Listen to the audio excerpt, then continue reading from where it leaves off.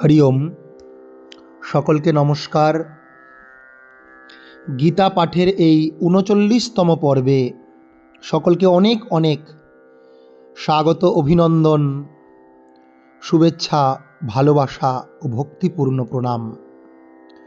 আমরা গীতা পাঠের যে পর্ব অনুযায়ী বিগত কয়েক মাস ধরে প্রথম অধ্যায় থেকে একটি বা দুইটি করে শ্লোকের অর্থ, পাঠ, উচ্চারণ, সুর এবং বিশ্লেষণ করে চলেছি। আজকে তার ৩৯তম পর্ব। আজকের এই পর্বের আলোচ্য বিষয় নিষ্কাম কর্ম এবং ভগবান বা ঈশ্বর লাভের ইচ্ছা।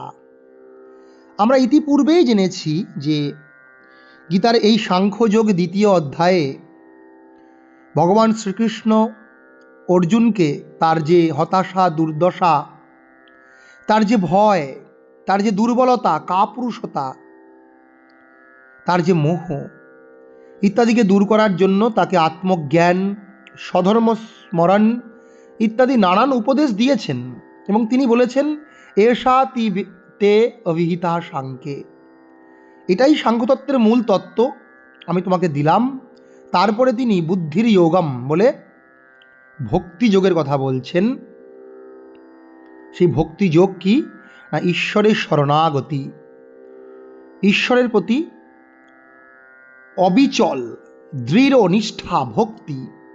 আমরা যা গত ৪১ নম্বর শ্লোক পর্যন্ত জেনেছি, ৩৮ থেকে ৪১ নম্বর শ্লোক, তিনি বলছেন যে নাকি ব্যবসায়ত্মিকা বুদ্ধি, যাদের বুদ্ধি দৃঢ় নিশ্চিত হয়েছে তারাই একমাত্র ঈশ্বরের সন্নিধান লাভ করে, কিন্তু যাদের বুদ্ধি চঞ্চল, বহু শাখায় বিভক্ত, বহু রূপে বিভক্ত, তাদের মন কখনোই স্থির হয় না ঈশ্বরের প্রতি।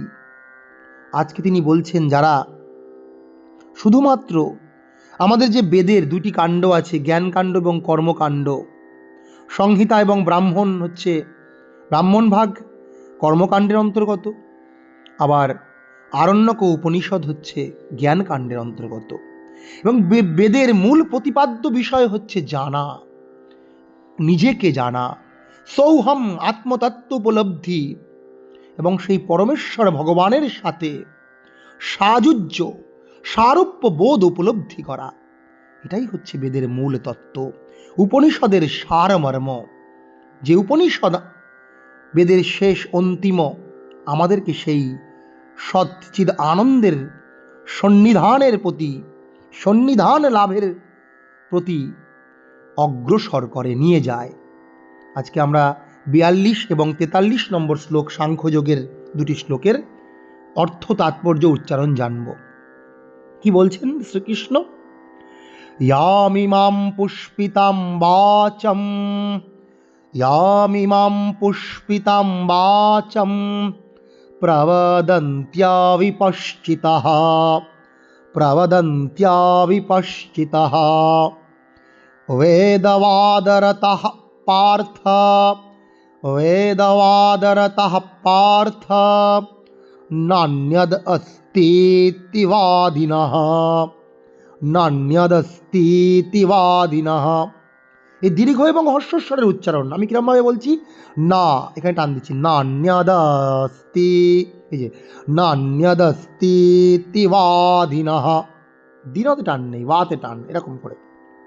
এর অর্থ কি না, সেই তথাকথিত বেদের অনুগামী, বেদবাদরতাহা, যারা বেদকে অনুশীলন করেন, মূলত যারা বেদের কর্মকাণ্ডে বিশ্বাস করেন, যেখানে স্বর্গলাভের নানান কৌশলের কথা বলা হয়েছে, স্বর্গে লোকে কামধুক ভবতি বলে বিভিন্ন কথা বলেছেন, যে জ্যোতিষ্ঠম প্রভৃতি যজ্ঞ করলে স্বর্গে পাওয়া যাবে, স্বর্গে গিয়ে প্রচুর রমণী, সুন্দর সুন্দর আহার বিহার, ভ্রমণ বিলাসবহুল জীবনযাপন করা যাবে। এভাবে স্বর্গের বর্ণনা করা হয়েছে বিভিন্ন আখ্যান উপাখ্যানে। সেখানে বলা হয়েছে বংশের, কুল ও ধর্মের রক্ষার কথা, পুত্রষ্টি যাগ, পুত্র উৎপাদনের কথা, নানান কথা বলেছেন, সকাম কর্মের কথা। সেই বেদবাদরতাহা হে পার্থ, যারা এইরকম বেদের অনুশীলন করেন তারা মনে করেন এর বাইরে আর কিছুই নেই। জীবনের মূল উদ্দেশ্য হচ্ছে ভালো ভালো কাজ করা, করে স্বর্গলাভ, সেখানে গিয়ে সুখ ভোগ করা, সেই ইন্দ্রিয় সুখ। এখানে সুখ ভোগ করছি, এখানে যদি একটু কন্ট্রোল করতে পারি, সংযম করতে পারি, ওখানে গিয়ে আরও বেশি বেশি ভোগ করব। এগুলোই শেখানো হয়। নান্যদস্তিবাদীন তারা মনে করেন এরকম অনুগামীরা, বেদের এই ধরনের অনুগামীরা মনে করেন এর বাইরে আর কিচ্ছু নেই। তারা শুধু ইমাম পুষ্পিতাম বাচম, বেদের ইয়াম এই ধরনের পুষ্পিত, পুষ্পিত অর্থাৎ সুন্দর সুন্দর শোভন, পুষ্পের মতো শোভনীয় সুন্দর বাক্যকেই প্রবদন্তি বিপশ্চিত, প্রবদন্তি অবিপশ্চিত, এইসব কথা উল্লেখ করেন জীবনের উদ্দেশ্য রূপে। এরা হচ্ছেন অবিপশ্চিত, অর্থাৎ এতে অবিপশ্চিতা, এরা হচ্ছে অবিবেকী। এদের বিবেকবোধ জাগ্রত হয়নি, এরা বুঝতে পারেনি জীবনের মূল উদ্দেশ্য কি। ঈশ্বর লাভ, কৃষ্ণস্তু ভগবান স্বয়ং, অহম ব্রহ্মাস্মি তত্ত্বমসি, এই যে বেদের মূল সার তত্ত্ব, তারা তা উপলব্ধি করতে পারেনি। এবং তার জন্য তারা কি করেন, তারা কামাত্মনঃ, তারা অত্যন্ত কামাত্মনঃ, ইন্দ্রিয় পরবশ হয়ে সকাম কামনার পরবশ হয়ে তারা কামাত্মনঃ হস্তে স্বর্গপরাহা, স্বর্গই তাদের জীবনের মূল উদ্দেশ্য এটা মনে করেন। এবং জন্মকর্ম ফলপ্রদাম, তারা মনে করেন যে উচ্চকুলে কীভাবে জন্মাতে হবে, জীবনের মূল উদ্দেশ্য হচ্ছে চরম উদ্দেশ্য বলে তারা মনে করেন উচ্চকুলে জন্মগ্রহণ করা, স্বর্গ লাভ করা, স্বর্গে সুখ ভোগ করা, এবং কি কর্মের ফলপ্রদ, মানে আমি ভালো কর্ম করব এবং সেই কর্মের ভালো ফল লাভ করব, ক্ষমতা ভোগ করব ইত্যাদি, এইটাই তারা জীবনের মূল উদ্দেশ্য বলে মনে করেন। তাই পরের শ্লোকটা কি বলেছে, কামাত্মনঃ স্বর্গপরা জন্ম কর্ম ফলপ্রদাম ক্রিয়া বিশেষ বহুলাম ভোগৈশ্বর্য গতিম প্রতি। তারা এই ধরনের ভোগ ঐশ্বর্যের প্রতি, ইন্দ্রিয় সুখ ভোগ করার জন্য, ইন্দ্রিয় সুখ ভোগ এবং ঐশ্বর্যের প্রতি তারা আকৃষ্ট হয়ে তারা কি করেন, তারা বলে যে আর এ ঊর্ধ্বে আর জীবনে আর কিচ্ছু নেই, এটাই জীবনের শেষ উদ্দেশ্য। এই ধরনের কামাত্মন ব্যক্তিরা, এই ধরনের স্বর্গপরা ব্যক্তিরা, ইন্দ্রিয় সুখভোগী ব্যক্তিরা, তাদের উদ্দেশ্য এটাই তারা মনে করেন।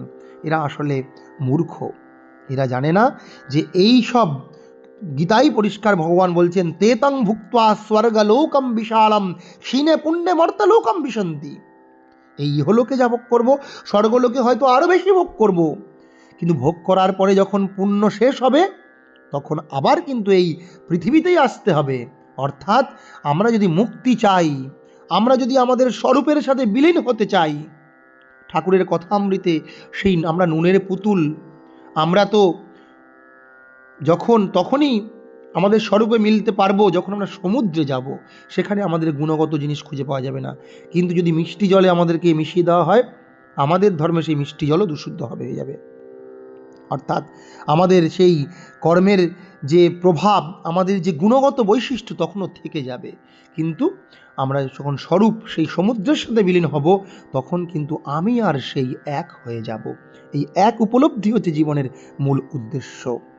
একম সদ বিপ্রা বহুধা বদন্তি, কিন্তু যারা জ্ঞানী ব্যক্তি তারা এই একটি নানানভাবে ব্যাখ্যা করেন। ঠাকুর শ্রী রামকৃষ্ণকে বলেছেন যত মত তত পথ। এই জীবনের মূল উদ্দেশ্য হচ্ছে যে পথ দিয়ে যাই না কেন ঈশ্বরকে লাভ করা এবং আত্মজ্ঞান উপলব্ধি করা, পরমাত্ম সাজুর্য লাভ করা। এটাই কিন্তু এই দুটো শ্লোকের তাৎপর্যরূপে বলা হয়েছে। আমি দুটো শ্লোক আরেকবার পাঠ করছি একসাথে, 42 এবং 43, সাংখ্যযোগ দ্বিতীয় অধ্যায়। সকলে একবার বইটি দেখব।